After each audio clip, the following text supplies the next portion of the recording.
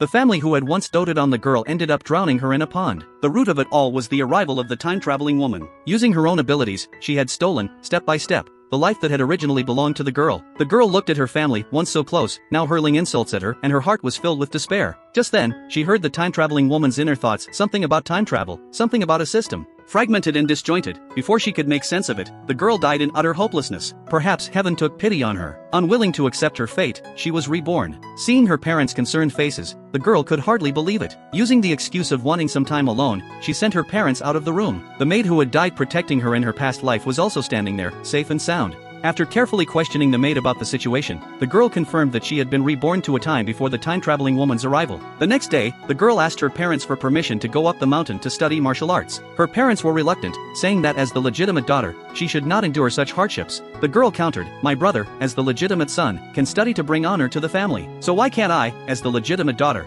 go up the mountain to learn martial arts and also bring glory to our family name?" Her brother stepped forward and supported her words. Unable to change her mind, her parents reluctantly agreed. Still, they felt that the girl had grown somewhat distant from them, and joked that she was probably just shy now that she was older. And so, the girl spent 3 years on the mountain. One day, her brother sent a letter saying that someone around her age had come to the family home, and he hoped she would get along with the newcomer. The girl knew at once, the time-traveling woman had arrived. She immediately set off for home with her maid. While resting at an inn along the way, she encountered an assassin. The assassin begged for mercy, claiming she was not a bad person but had been captured by a general to be his concubine. She said she would rather die than submit and had escaped, pleading with the girl not to reveal her whereabouts. The girl pretended to agree, but the assassin suddenly attacked. Fortunately, the girl was quick to react. She turned and subdued her opponent. She didn't believe a word the assassin said. The general in question had never been known to pursue women. He would never do such a thing. Unbeknownst to her, the general had been hiding nearby and heard everything. He stepped out, praised her bravery, and asked in confusion. They had never met before, so how did she know about him? The truth was, this came from the girl's memories after her death in her previous life.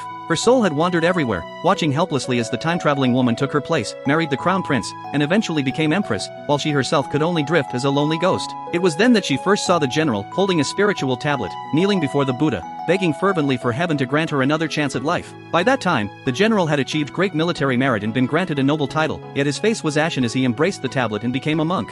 Though the girl could not see the name on the tablet, she deeply remembered the general's devotion. She brushed off his question, claiming she had merely heard rumors about him, that he had remained unmarried for many years, perhaps due to some hidden ailment. The general looked stunned. The girl said she was just speaking the truth. As the general prepared to leave, he solemnly clarified that such rumors were false, then departed. The so-called assassin was actually a spy sent by the crown prince. The general had already devised a countermeasure. He ordered his men to deliver a letter to the emperor, saying he had a grand gift for the crown prince. In addition, he instructed his men to investigate the girl's identity.